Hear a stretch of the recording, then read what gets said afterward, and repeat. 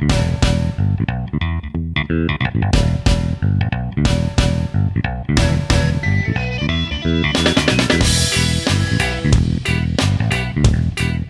boys and girls. Welcome back. It is week 16 of the college football season, otherwise known as championship week, such as it is.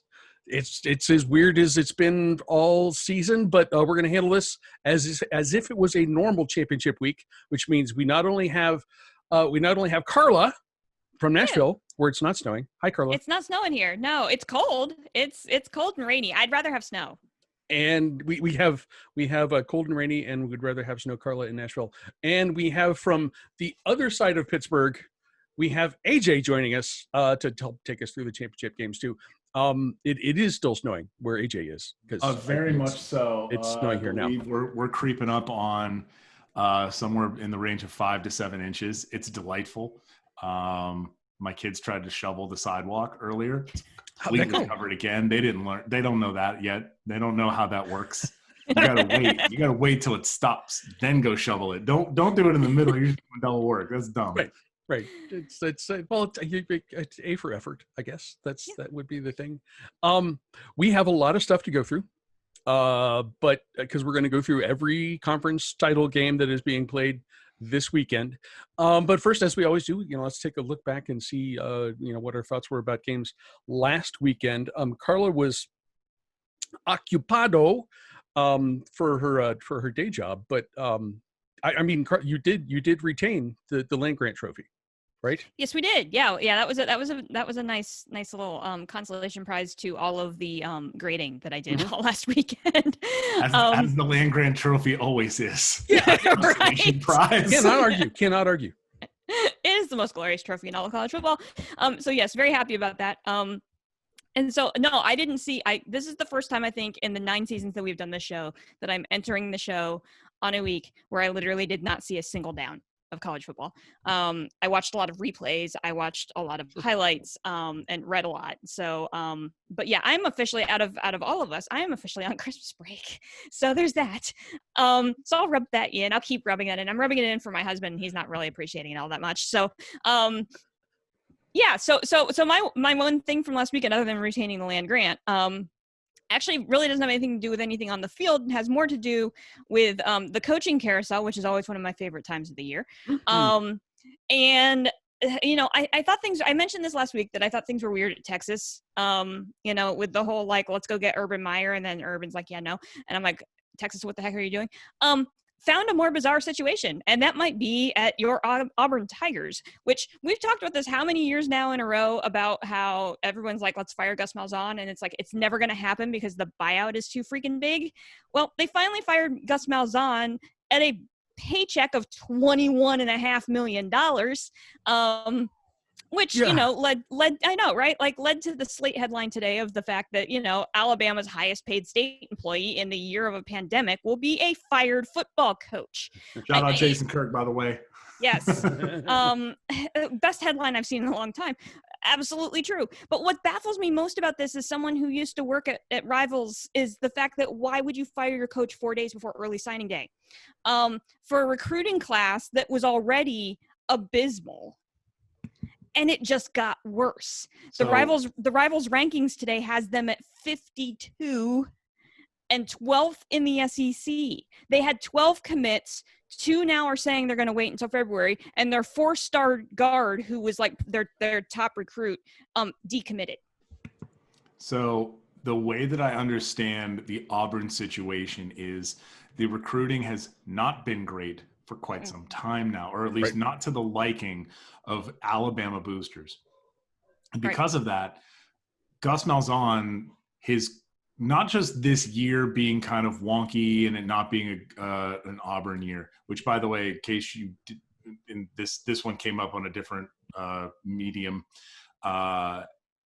Alabama and Auburn, obviously they play the Iron Bowl. The game is at Alabama in even years. The game is at Auburn in odd years. You have to go back to 1975 to find an Auburn coach who was not fired in an even year. Just throwing that out there. It's a very fun thing. But the Auburn Tigers have had bad recruiting. the team is not happy, or the school was not happy with the level of recruiting. The boosters were super not happy with the level of recruiting, and they saw that they were going to get this.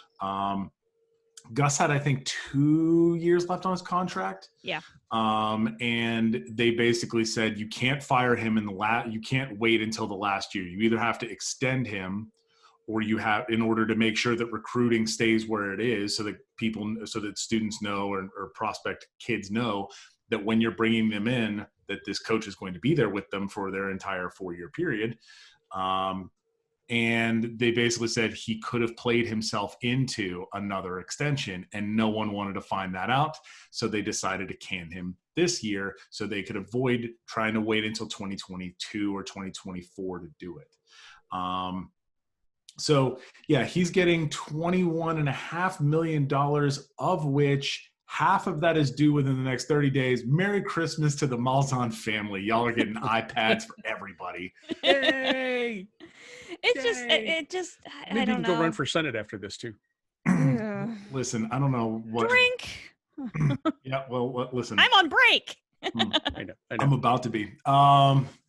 So the other thing with Gus Malzahn is that a lot of that money is being fronted by boosters. Mm-hmm. Yeah. And $10 million due in the next 30 days isn't so bad when you find 5 to 10 people to do it. Yeah. And you have a very rich booster base who have a lot of thoughts and feelings about his performance. And so they came up with this money, and when the other half is due, the hat will be passed around again, and the money will be made apparent, and this will happen. Yet we can't pay players, and we are in the middle of a pandemic, and poverty is still a problem. But this dude can get $21 million to not do his job. Great job, everybody. College football. For sucking. $21 million for sucking. I want to point out, just a side note, you mentioned recruiting rankings and the disappointments at Auburn. Michigan is mentioned in the same breath. Yeah. I'm not saying that the result is going to be the same, although when you're losing recruits to Maryland, you put some respect on Mike Locksley like that. Maybe. Anyway, yeah. So Gus, Merry Christmas to Gus. AJ, did you see anything from last weekend that stuck out for you? Shoe throwing or anything like that? The shoe throwing in the Florida game was amazing. I watched that game live, and I cackled loud enough that my wife thought something was wrong. Yeah, I said this. I said this when we were talking in the pregame or pregame. Yeah, whatever we were doing. I had time while we were getting ready for the show about how the two of you were like blowing up my phone on Saturday because you were in this text conversation about what the heck was going on with Florida, and I was still grading, and I was like, "Dang it, I want to go downstairs and watch football." So, all right, can I explain how this worked? Obviously, podcasting is a visual medium. So, Marco Wilson from Florida tackles an LSU player. In the action of the tackle, the LSU player's shoe comes off. Marco Wilson, this is also on a 3rd down with 2 minutes left in the game in a tie game. Marco Wilson then gets up and throws the shoe a solid 10 to 15 yards downfield. The refs elaborated and said 20. But he throws this shoe down the field, not at the sideline, not at any other players, downfield away from everybody else. And the referees instantly, there's like 4 flags that come in. A bunch of Florida players run up and smack him in the helmet for being a dummy. He gets an unsportsmanlike penalty, which keeps LSU's drive going. LSU drives down. They then get stopped. And LSU's kicker now has to kick a 57-yard field goal. Now, second controversy comes up that we didn't talk about. Dan Mullen, LSU has no timeouts, and they have to go rush a 57-yard field goal. Now, Dan Mullen has a choice here. Do I, A, let them rush it and miss it and we go to overtime, or do I take a timeout to leave myself enough time in case he makes it, or if he misses it, I get the ball where they are and I now have 30 seconds to go down to drive and go score. And this started its own little controversy in certain parts of the internet. I am of the feeling that you should have just let it run. They were not going to rush, and they were going to have to rush to set up a 57-yard field goal. That's bad. They were not going to do that well. Most teams don't do that well. And then if you want to take the timeout because they did rush to get into position, maybe you ice him. But I think he should have let it run out. Mullen takes the timeout. He kicks the field goal. LSU goes up by 3. Florida drives down, has like a 40-ish yard field goal to make, and the kicker pulls it wide left. Florida loses, LSU wins, and Florida drops. Hold on. Real quick question, Carla. How many – this had to be a perilous drop for Florida in the college football playoff rankings. They were previously ranked 6th. Where are they ranked now, Carla? Losing to an unranked LSU team, you would think that they would, drop the same that, Miami dropped after losing to North Carolina. Sure. No, the Florida Gators dropped 1 spot to number 7. That's a choice.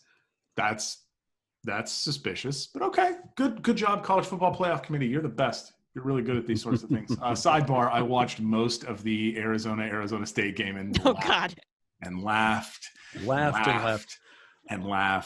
I have never in my life seen a team. The only way this is absolutely possible is if Arizona or somebody on the Arizona State sideline was greasing the footballs, because Arizona could not hold on to the ball for anything.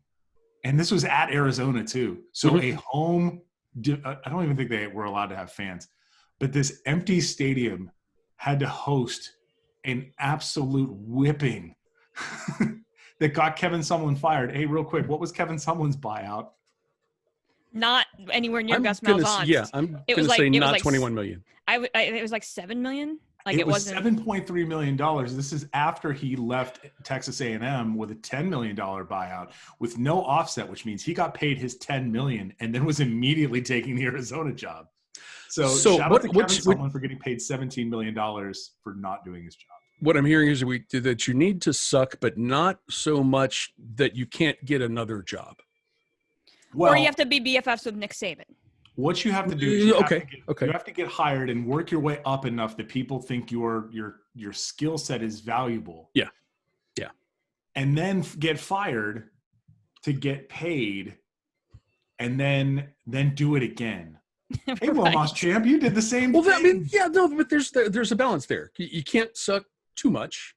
Correct. You don't get a second job, but you have to suck enough that you get fired.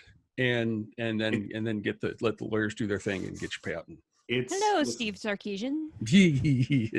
We're not gonna put anything on Sark. Sark had issues. Yeah. We don't want to put anything. We love you, Sark. I hope you get a new job, and I hope it works out really well for you. So I watched a lot of really dumb football. Which game was it that you guys were talking about? The long snapper had the yips. Oh, was that last weekend? That was the Louisiana App State game. So the long snapper for Louisiana gets the yips. And now when I say yips, I mean he overshot the punter and field goal holder multiple times. That game should not have been that close, and yet it was, because this long snapper is just launching footballs to the point where they come up to a 4th down. They have the ability to punt and give App State the ball back to drive down. And instead of punting and risking like another yip, they decide to snap the ball, and Billy Napier instructs his quarterback to run out of the end zone. Carla, what yard line would you say that was probably on? Usually if you're going to run out of the back of the end zone, it would be, you're inside the 5. Okay. Crappy. What yard line do you think this play was run from? You are not talking into a microphone right now. 5 to 10-ish yard line. 5 to 10-ish yard line. Yeah. This play was run from the 45-yard line, which means this quarterback had to run 55 yards to run out of the back of the end zone. If you go back and watch this replay, you will see the quarterback from Louisiana. He takes a snap in the shotgun and immediately takes off in the complete opposite direction, like he's running away from the entire rest of the game. Like, I don't want to be here anymore, and runs completely, gets to the back of the end zone and waits, because he's trying to kill time to not let App State drive down. He then steps out of the end zone. They take the safety. They then punt. App State drives down and has a chance to kick a game-tying to game-winning field goal. I can't remember the exact results. And kicker pulls it wide left, #college kickers. I love you, college football. You can be dumb as hell sometimes. I missed a hell of a weekend, it sounds like. You did. But you're on break now. College football is always a hell of a weekend. Yes. I think we need to stop where it's like, oh, this weekend's going to be bad. No, there's always something dumb is going to happen. Yeah. And as long as you consume the whole hog, you will find something dumb to watch. And as long as you're capable of doing that, you'll see things like, I don't know, Northwestern and Ohio State in the Big Ten championship game. Hey, championship games. Let's kind of, we've got 10 of them, and some of these are actually going to be good games. We're going to do this kind of in the similar format to the way we did this, Carla and I did this last weekend. We're going to hustle through them because there are 10, as we mentioned before. And we're going to, it's, brief thought, a pick, and we move on. Do we have bells? No bells, unless it's necessary. Okay. Unless it's necessary, then maybe a bell. We're going to start on Friday at 7 p.m. on the vaunted CBS SN. The CUSA Championship, UAB at Marshall. Marshall is favored by 5.5 points. Carla? I know nothing about these two teams, so let me tell you, I'm going to rely on my good friend AJ to help me out here.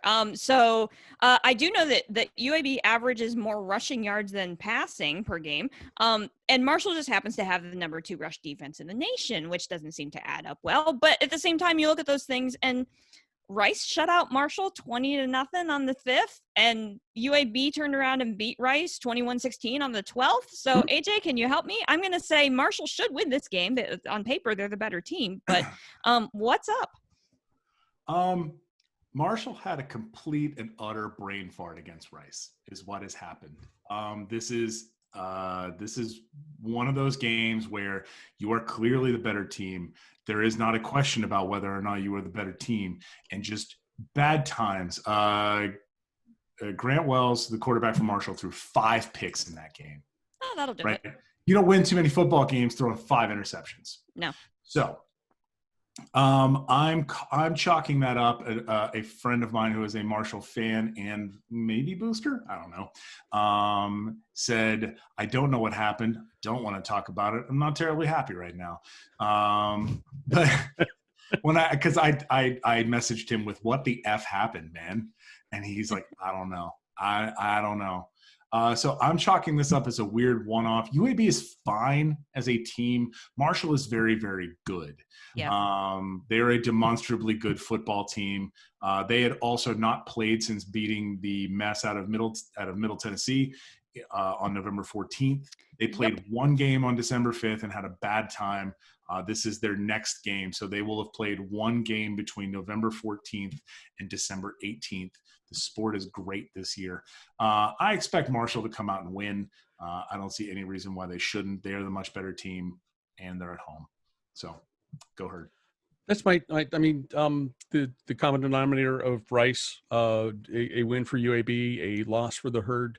What did we learn from this? Nothing. Nothing. Marshall's going to win this game. Marshall's going to win this one. That's, by the way, that's the lesson of 2020. We've learned nothing. It's fine. We still have no idea. We have no idea. No one, neither does anybody else. We're all making it up as we go. It's 7:30 p.m. on Friday on ESPN, the Mid-American Conference Championship, Ball State versus Buffalo in lovely Detroit. Buffalo is favored by 13.5 points. AJ, what do you think? Hold on.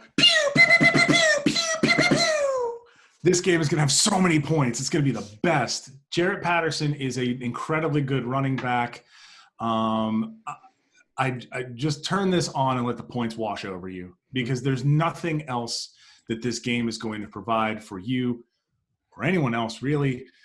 Just let this happen. It's going to be amazing. I'm very, very happy that the MAC actually did get a season off, because it allowed Buffalo to score a ton of points. Lance Leipold is going to get a better job at some point, so let's just enjoy maybe his last game in the sunset.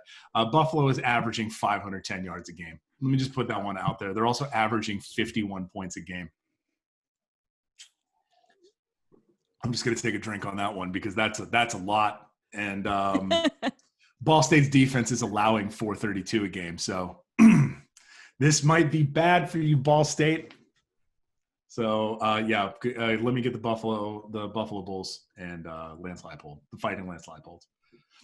Carla? By the way, Buffalo's favored by 13.5. Yes. And the over/under is 67.5. Take the over. Hammer that over. Yeah, that's an over. Yeah. I have 2 notes on this game. Jaret Patterson has a 1,000-yard season in 5 games. Yes. 5 games. Jaret Patterson has a 1,000-yard season. I will say this about Ball State: their defense might be giving up gaudy numbers, but they are the number 4 rush defense in the MAC.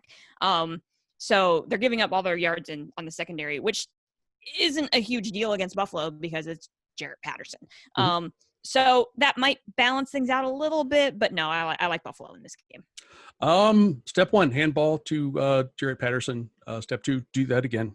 Step 3, sure, go ahead and do that again. Buffalo wins this pretty easily. And invite Jaret Patterson to the Heisman, damn it. Yeah, he should be finalist. If you run for 1,000 yards in 5 games, you're pretty great. I will say, I'm going to give the Ball State Cardinals a little bit of credit here because the MAC East, not exactly the strongest division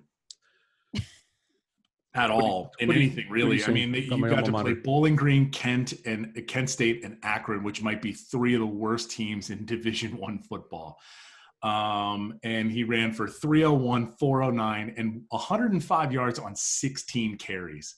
The game that would have upset his averages against my Bobcats was canceled because of COVID in Athens. So we'll never know. That means nothing. Who's gonna know? Miami of Ohio is the only team to actually hold him below 4 yards a carry at 3.7. He had 20 rushes for 73 yards against Miami of Ohio. Buffalo still won that game 42-10, but be that as it may. Go Buffs or go Bills.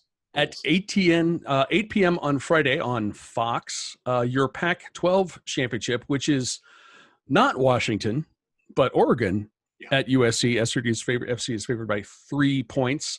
Carla? This might be the most 2020 conference championship game that we have.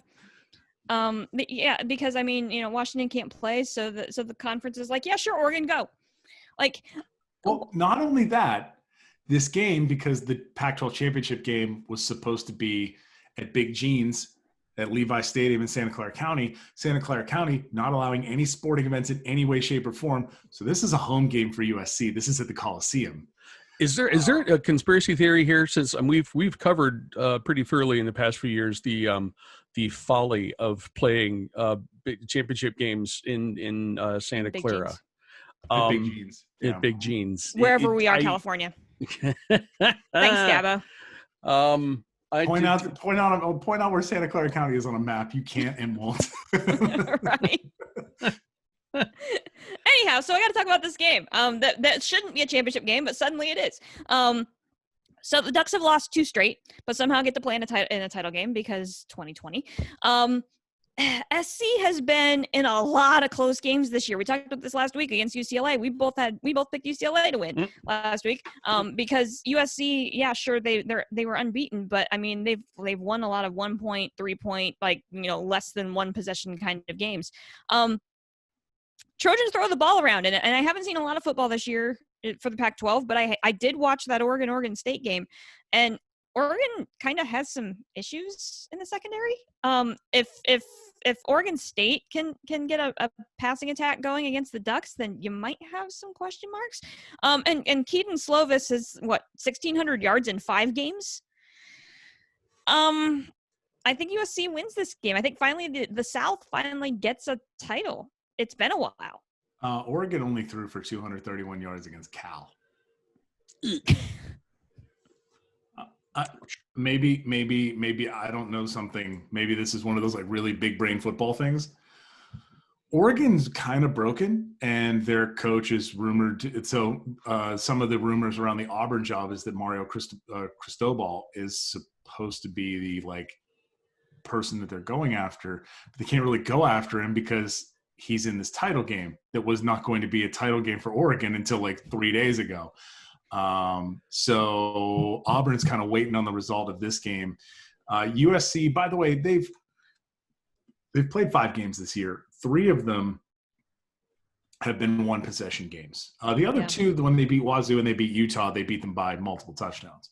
So USC's good. They're a demonstrably good team, but we don't have a huge sample size to go with. It's the same sort of thing-ish that Ohio State runs into, except USC hasn't played a ranked team yet, largely because nobody in the Pac-12 was ranked ever, really.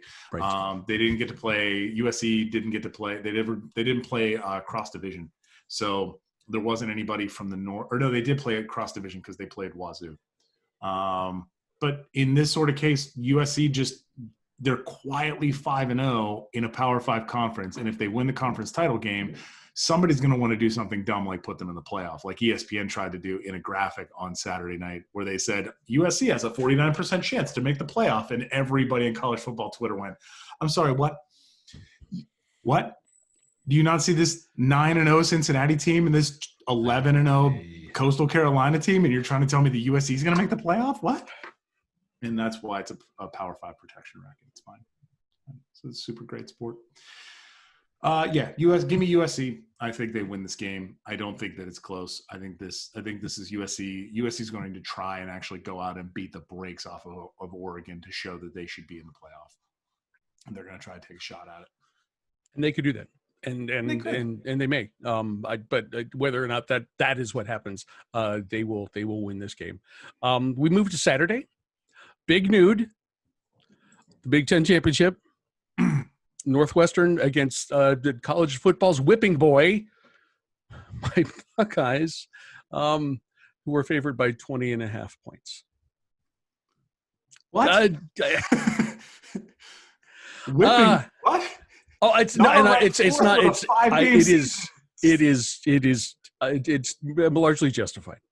largely justified. The conference, bends rules and make sure that Ohio State's in the playoff, and it's tough for me to argue. But I can't remember where I discussed this, but there's a reason. Somebody was asking me. Oh no, it was a TCU fan that I was talking to, a friend of mine. It was a TCU fan who still hates Ohio State from 2015. It's fine. Okay. Was asking me like, why is the Big Ten bending the rules for Ohio State and not anybody else? And I'm like, well. If you make the playoff, there's like a $6 million payout from the CFP to the conference. Mm-hmm. And if you get another team into the New Year's Six Bowls, that's another $2 million. Mm-hmm. So the incentive for the Big Ten to not only bend the rules to get Ohio State into the Big Ten championship game and then consequently potentially into the playoff is somewhere between $2 to $6 million. Mm-hmm. In a pandemic year. Pretty much, yeah, they're going to go do that. So if they can get Ohio State into the playoff, Indiana likely makes the New Year's Six Bowls as a second representative as the highest ranking Big Ten team, and thus they get into the New Year's Six Bowl. And that's more money for the conference. Yes. So, yeah, there's financial incentives behind what they're doing. The Pac-12 is stupid, and they don't ever do those sorts of things. They don't know that that's something they can do. But the Big Ten is going to do everything they can to push their premier team, which is Ohio State, into a position to make as much money for the conference as possible. So, yeah, they're going to bend the rules. Also, yeah, they're going to put Ohio State in the Big Ten championship. Come on. And also, not that it makes the argument any better, but Indiana couldn't have played the title game anyway. Yeah. Right? Because their game against Purdue has been called off again. Mm-hmm. So even if Indiana had been put into the title game, they probably would have backed out. And what would you have done? In goes Ohio State, right? So, like, it ended up all working out. I do think it's interesting, and we talked extensively about this last week, so I don't want to go back and rehash that. They should have played Cincinnati, but that's whatever. They should have played A&M. Right. Well, since Cincinnati was convenient, though, you don't have to bus anybody, right? Like, you're like right there, and it's a top 10 team. Like, why not? Yeah. Anyhow, Northwestern is the best defense that Ohio State has faced all year. Mm-hmm. They're top 4 in total defense in the conference. They're the top scoring defense in the conference. So I honestly think my note on this game is I think this game, and Crappy's going to cringe at this game comes down to the Ohio State defense. Because Northwestern has a good enough defense to keep it interesting. right? And Peyton Ramsey has been solid all year. But the key here is that he's prone to making mistakes, and he's shown that. He's thrown 6 picks this year. So if the Ohio State defense can play together and force Peyton Ramsey into a mistake, my note here says Ohio State wins this game. Northwestern covers.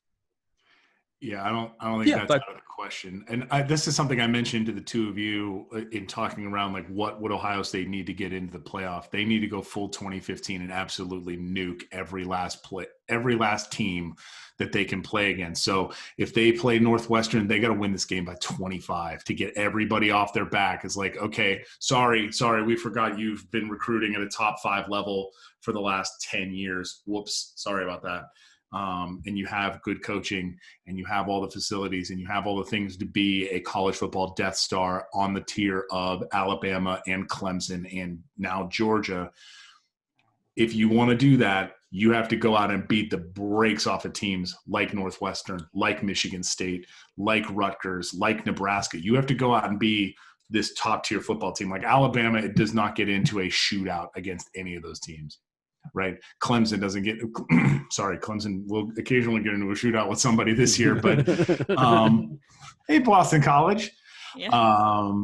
But these are the sorts of things where Ohio State, if they want to do this, they have to lock down Northwestern and go out and absolutely blow the doors off of a team that a lot of people, like Carla is saying, has a good enough defense to slow them down. And if you don't get slowed down, this game is over very, very quickly because Northwestern does not have the horses to keep up.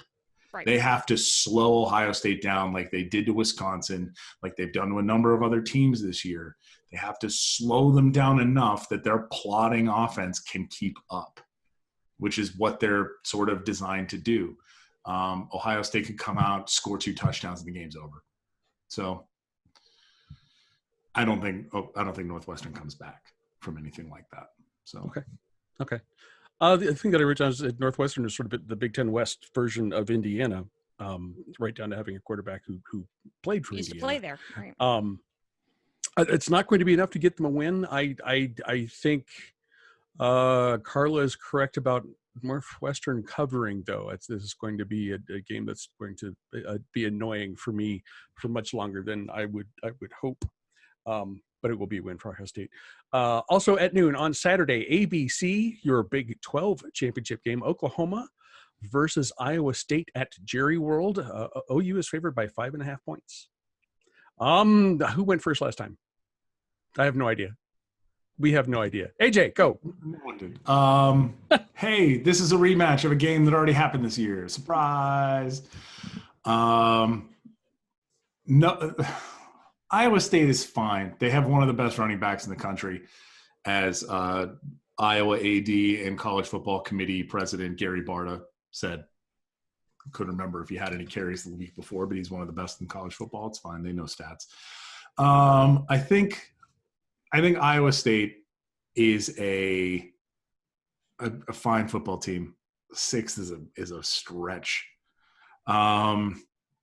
Given the number of teams like Cincinnati and Coastal who are underneath them.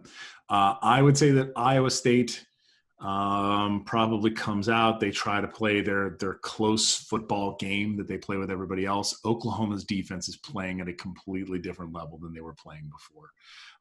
If you go back and look at Oklahoma's schedule, they have been quietly wrecking people. Their last 2 games, they won 27-14 against Baylor. They beat Oklahoma State in Bedlam 41-13. They beat Kansas 62-9. They beat Texas Tech 62-28. Like, they are not playing games on defense anymore. And their offense has finally started clicking, where Spencer Rattler is going out now and having himself a ball. I think they go out against Iowa State and they try to make a point that that original loss was an aberration in an early season kind of fall down with no fall practice. Do I think that changes anything for the Big 12 playoff wise? No, I don't think the Big 12 is getting into the playoff. Oklahoma would be avenging a loss, but then they'd be 8-2. Maybe they move up. They're still definitely going to be in the New Year's Six Bowl, but I don't think this changes anything from a playoff standpoint. It would eliminate one of the dumbest things in the playoff, which is Iowa State, a team that I would like to be highly ranked, being overly ranked. The playoff made me hate Iowa State being ranked high. Thanks, college football playoff. You're the worst. This was your idea. Right. Carla? Right. This is, you're going to start hearing me saying this a lot over the next couple of games we're going to discuss. It's tough to beat a team twice in the same year. Yes. And Iowa State is the number 2 scoring defense, just slightly better than Oklahoma's. But here's the deal: like, that scoring defense kept them in the game in October, and then what they needed to do, which was to force Spencer Rattler into a stupid mistake at the end of the game. And so, if Iowa State, and that's a big if Iowa State can follow that same formula, I think they can win this game. The challenge is what AJ already mentioned. Oklahoma has figured this out, and their defense is playing at a different level, and it's tough to beat a team twice. And as much as my heart wants Iowa State to win a Big 12 title, because I am tired of Oklahoma being the banner of the Big 12, I think Oklahoma wins this game. Yeah, I agree. Oklahoma, Iowa State's had a great year. Oklahoma has improved a ton since they played really early in the season, and I think, as AJ said, especially defensively, and that's a switch for them, as we know, kind of over the past few years. But that's more than enough for Oklahoma to take this title. 3:30 on Saturday on ESPN. Does the dream season continue in the Sun Belt Championship? Louisiana at Coastal. Coastal's favored by 3.5 points. Carla. Again, tough to beat a team twice, right? Coastal beat Louisiana 30-27 in October. So these two teams played close last time. And if you look at the drive chart from that game, it's hilarious. I didn't see that game, but the drive chart for that game is hilarious in the fact that game was so close. Like, they literally answered each other in consecutive drives. Like, it was punt, punt, punt, punt, touchdown, touchdown, punt, punt, punt, touchdown, touchdown. Like, one team would score, the other team would immediately answer on the subsequent drive. Like, it was that kind of game. Coastal had the ball last and was able to kick the field goal and not leave any time on the clock. And that was how that game went down. Here's the key in this game, and why I'm going to go against what I just said with the Iowa State-Oklahoma game, is that the key in this game is C.J. Marable against one of the worst rush defenses in the conference. That's the difference here. Go Chickens, finish your undefeated season. Speaking of our beloved beach chickens, Jamie Chadwell secured the bag today and got himself an extension through 2027. Good for you, Jamie Chadwell. He basically, Coastal was like, oh, too many people are sniffing around. Let's give this man some money. He is still a Sun Belt head coach, so it's not like crazy money. Right. But he has secured a bag for another 7-ish years. He's recruiting well. They actually are signing kids. And Grace, by the way, Grayson McCall is a freshman. Good luck, everybody. He's fantastic. He is a freshman, and Jamie Chadwell they've been doing a lot of fun things, and I've been seeing a lot of breaking down of how Coastal is doing this, being undefeated, ranked 12th, and still being a school that's only been in FBS for 5 years now, something like that. Yeah. A lot of it comes back to Coastal Carolina runs a lot of stuff out of an option-based set. Mm-hmm. So they're running like a really odd version of the triple. But what that does is that allows their running backs to actually get out into space, and they will wheel route you to death. So they have a lot of these things that they're able to run with McCall. They're able to run an option offense. But Grayson McCall is a good enough quarterback that he can drop back 218 times this year and throw for 2,100 yards. So you have a really good quarterback playing in an option system that causes just an absolute havoc for a lot of teams to have to deal with. This is how they beat a much larger, physically larger BYU team. BYU is massive along the defensive line. Yeah. And their center, Coastal Carolina center, is 5'9". Like he is a fire hydrant of a center. He's a cube. But he's very, very good. And Yeah. they run a really great blocking scheme. And because they're so mobile, they're able to get out and past some of these linemen. This is why when teams have to end up playing Army, this is why Crappy in Ohio State and anybody who ends up playing Army or Navy throughout the course of the year goes, oh, crap, it's option week. There's a reason for that. And that's because the option gives an offensive system that takes potentially lesser or smaller talent and puts them in a position to be at a point of leverage against larger or better talent. And yet he's doing this with really good talent. So this is a real big buzzsaw. Louisiana is not anywhere near bad.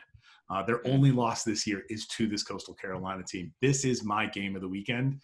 I'm very, very excited for this. I'm happy that they're putting the Sun Belt Championship at 3:30 on Saturday on the big ESPN network. So everybody's going to get to see this. But yeah, this is the game of the weekend. Finish it off, Coastal. Let's go. I love you, Cajuns, but finish it off, Coastal. What you just described is how Navy was so successful the last 2 years. Yeah. Right, with Malcolm Perry, same thing. Yeah, put a good quarterback in that system, and it runs like crazy. So yeah, go Chickens. Finish it off, Chickens. The beach chickens of the Low Country.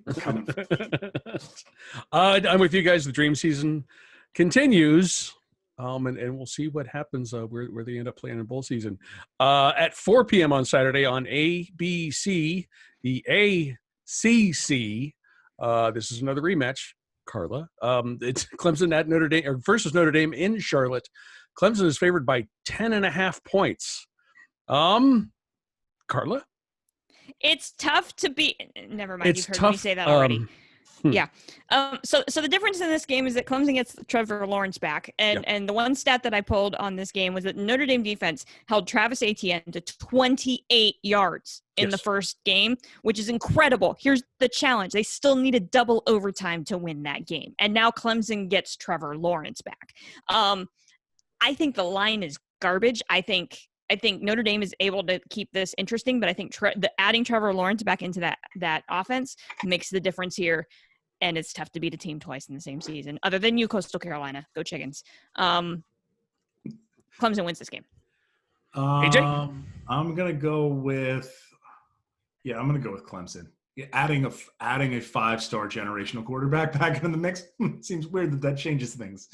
I think Trevor Lawrence comes out and probably plays really well and is an actual difference maker in this game. That's not to take away from DJ Uiagalelei, who did a demonstrably great job against Notre Dame. Oh yeah. But when your rushing attack is taken away almost completely with a top level NFL first round draft pick running back, it's hard to do that. The interesting part is not so much the offensive side of the ball. It's going to be the defensive side of the ball. Clemson's defense could not get to Ian Book, and that is largely due to Kyron Williams as a running back picking up every last blitz that Venables sent. That will not be the case this time. Not that Kyron Williams won't pick him up, but I think Venables changes his plan to say, okay, I'm not going to be able to get to him, so how do I change my defensive plan to mitigate what Ian Book and that offense can do? I don't think Ian Book's arm is going to win them this game. I think they're going to try and make Kyron Williams beat him on the ground, and that's not really going to happen. I'm interested to see how Notre Dame's defense does play against Clemson with Trevor Lawrence based on what happened in the Clemson-UNC game. UNC came out and tried to track meet Notre Dame. And Notre Dame went, no thank you, and stopped them. Just said, nope, you're done now, and put them in a box for the rest of the game. That second half was boring, but that first half was hilarious. So I think if we can I think this could be a fun game. I'm not exactly entirely thrilled with watching Notre Dame play a football game ever, but if we can see a good, honest to God rematch of what happened with Clemson and Notre Dame the first time around, and we get another late fourth quarter, maybe overtime game, I'm into it. I think we could. I think Notre Dame's defense is better than it was even in that first game. Obviously, having the Surfer Boy back is going to make a big difference for Clemson's offense. But by the way, shout out to Clark Lee, Notre Dame defensive coordinator, who just got hired at Vandy. good job. Good luck. You're gonna need it. Sure. Yes. Got a kicker anyway. That's good. She's graduating. I think. Oh, is she? Yeah. Okay. Well, you got to find a Hey, kicker. listen, it worked out. Sarah Fuller, you're awesome. Yes. Great job for you. Good job pushing the sport forward, especially in a conference as dumb as the SEC. It was spectacular. Yes. It was awesome. I think I got to pick Clemson here. The 10.5 points is dumb. It's going to be a much tighter game than that, and I would not be surprised if Notre Dame wins this.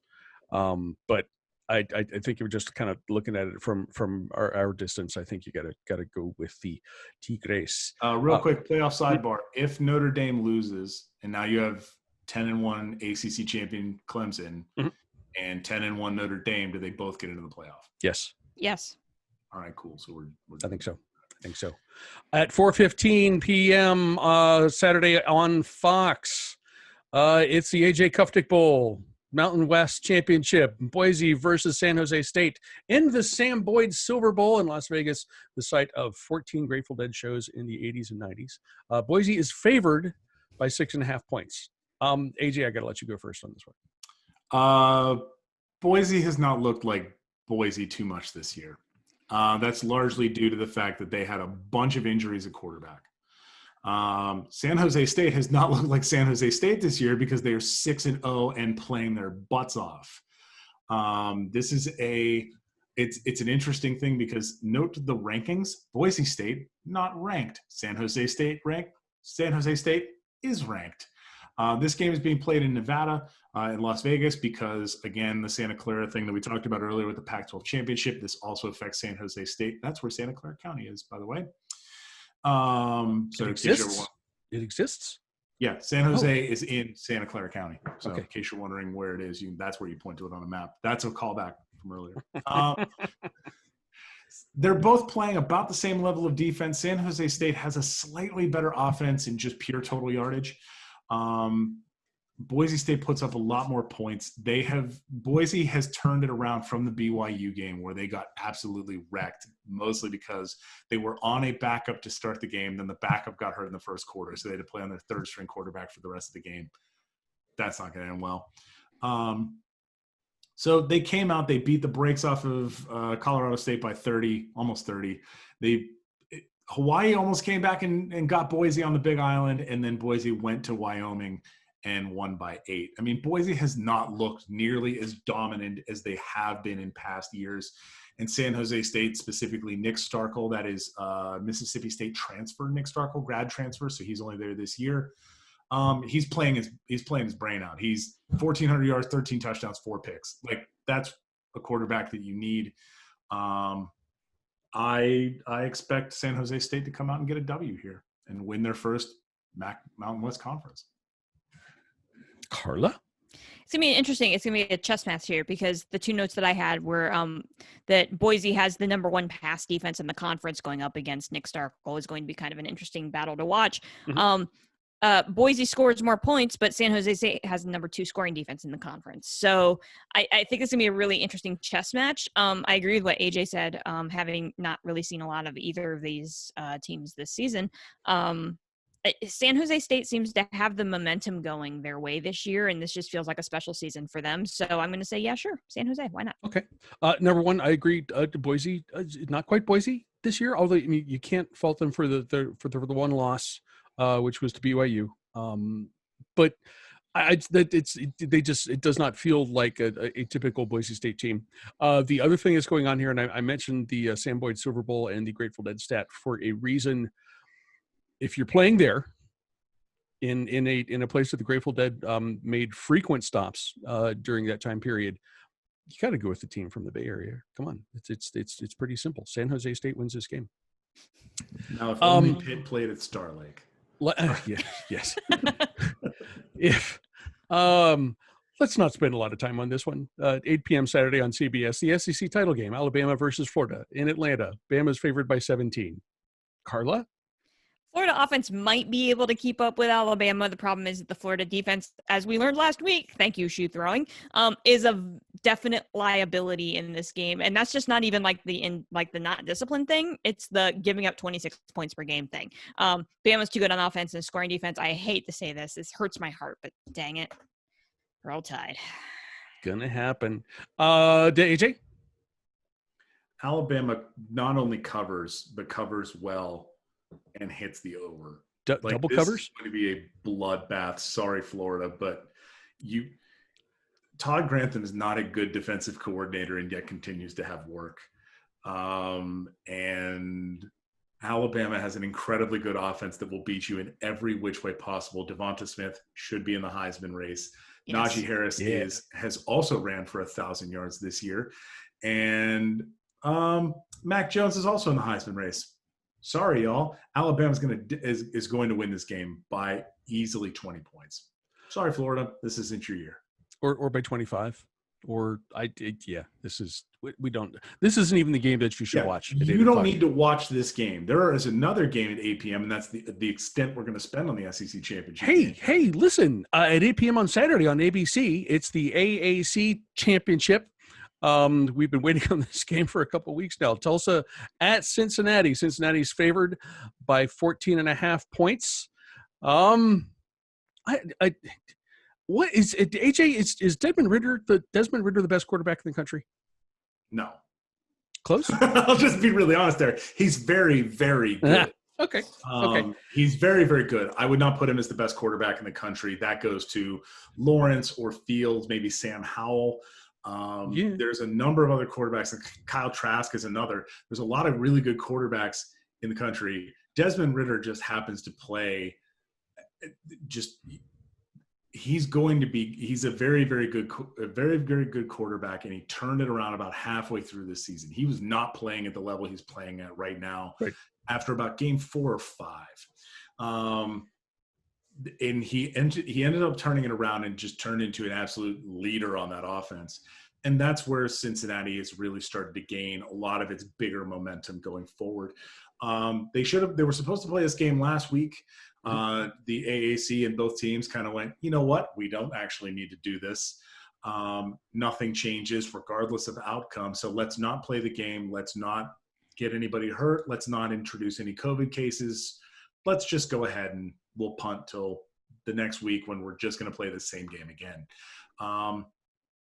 Tulsa comes in, again, as I mentioned in a previous episode, with a large horseshoe jammed where the sun does not shine, because they have gotten so many bounces.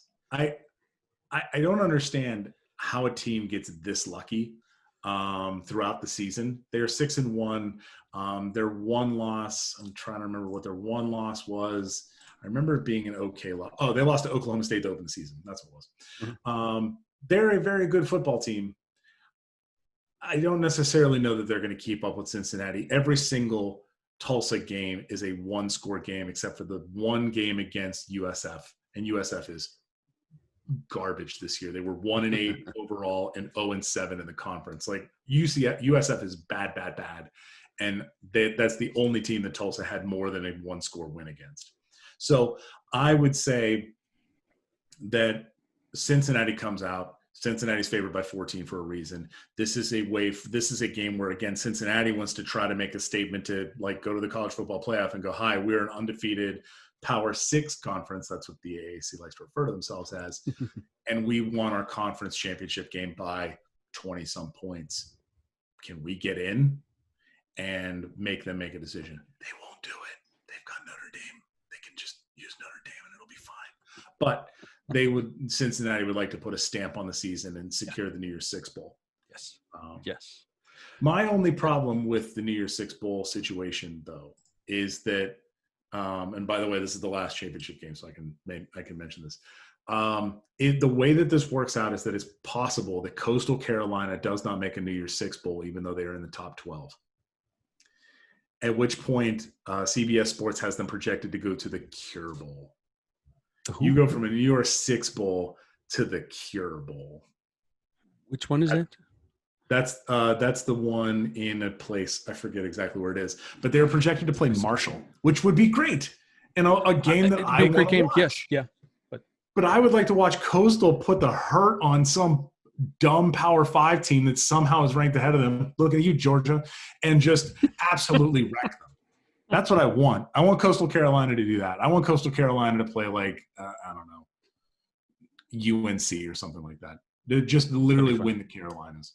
That'd be fun. That would be cool. The Carolinas championship. Carla, what do you think about the AAC?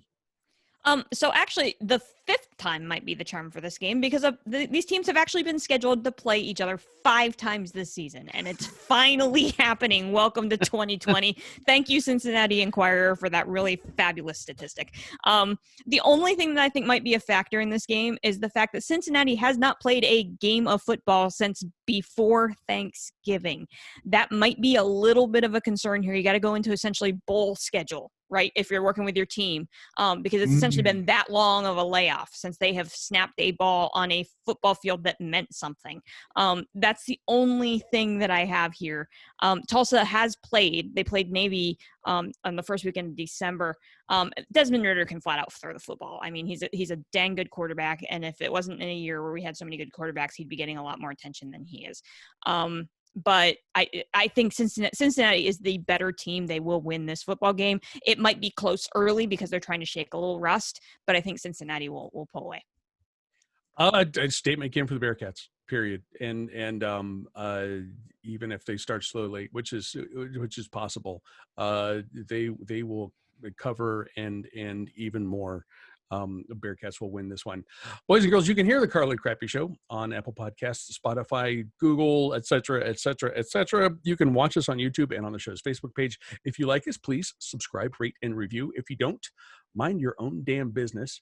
And be sure to come back next week because it's Bowlapalooza time. Woo!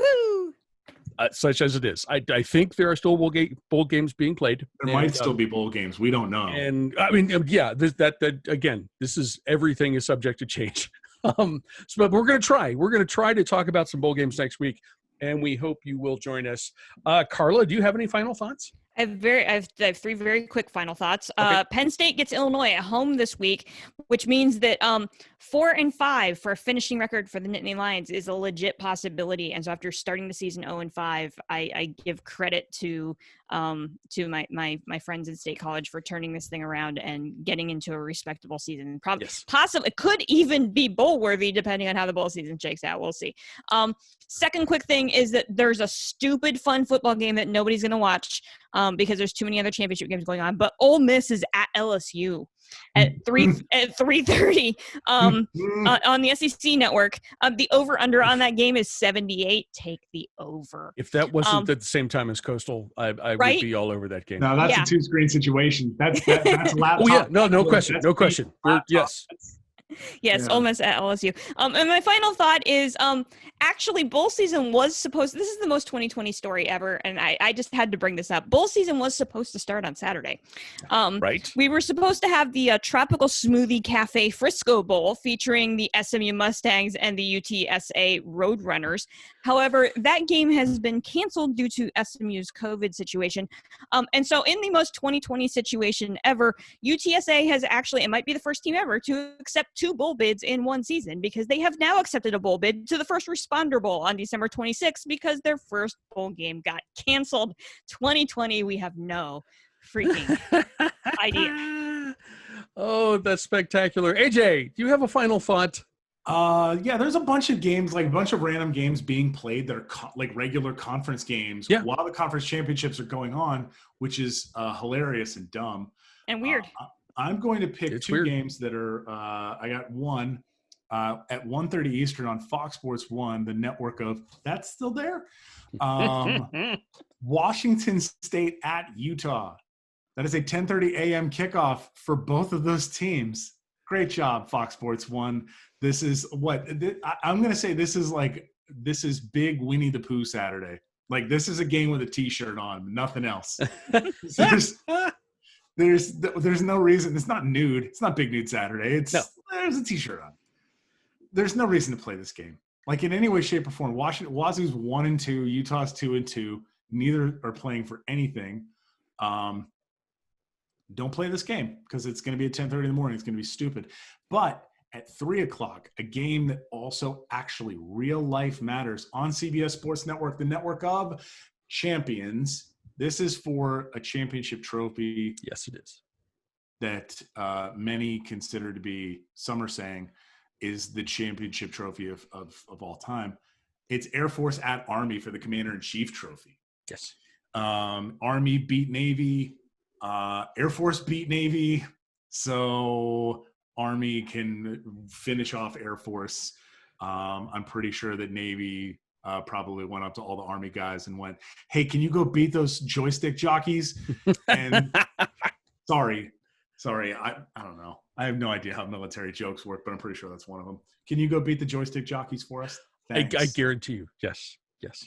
So that game is on at 3:00. So you might have to go triple screen for Air Force Army, which will be over by 4:15 at best. And then Louisiana Coastal and Ole Miss LSU. And then secondary note, the box score of the Army-Navy game was an absolute travesty. That game hurt me. I know it was probably over in like 73 minutes, and there was a lot of pomp and circumstance because it was in Michie Stadium. But that game had like 180 yards total offense between two teams. That's gross. I think Army had like two first downs by halftime, something like that. It was awful. It was gross. And by the way, there's a weird weather phenomenon happened in that game. Yes, a cloud of fog settled just in the stadium, nowhere else. It's like a little tiny mini inversion, and it just stayed there. And the fog was actually really impressive. But real quick, take a guess. How many total passing yards were in this game, the Army-Navy game? My father claims that Army cheated by completing at least one pass in that game. So I'm gonna say that's completed passes. I'm thinking 4. Carla, are we saying number of completed passes or completed passes and total yardage between between both teams? I think I remember seeing there were 3 completed passes and like 12 yards. I have no idea about the yardage. I have no idea. There were 2 completed passes, one for each team, for a total of 37 yards. 1910, baby. Woo! This game is stupid. So congratulations to Tyrell Robinson. Stupid awesome. Tyrell Robinson might have had the longest completion of the entire Army season at 28 yards. And that's the one that my father has difficulties with. But, he's a Marine. Why is that cheating? The forward pass was invented over 100 years ago.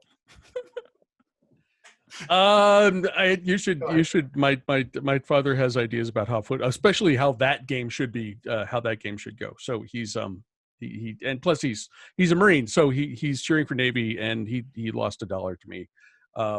So that's where that rationale is. The thing that I'm curious about this weekend, this is on Friday. I'll hold my Marine joke to myself. Can Rutgers get to 4 wins on the season?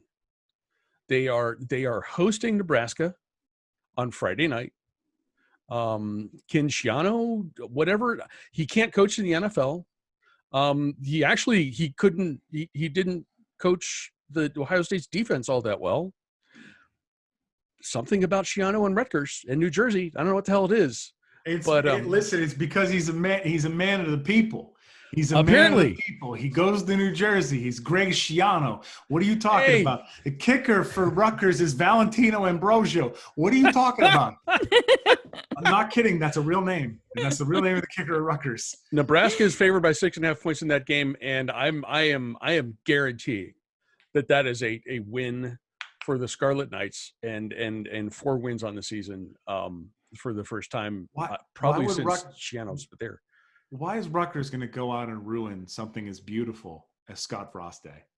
Right? I would only hope that Ohio State would have the chance to ruin Scott Frost Day, but they did. It was the first game of the season. We did that once. We did that once already. Again, I'd like to play Nebraska every weekend and just beat them. That's a lot of 90s football anger you're holding on to right there. It's more recent than that, but yeah, it goes back to that thing. Boys and girls, as I said, next week we don't know what form it's going to take. We don't know who's going to be joining us. We don't know what day we're taping. We don't even know what games are going to be played.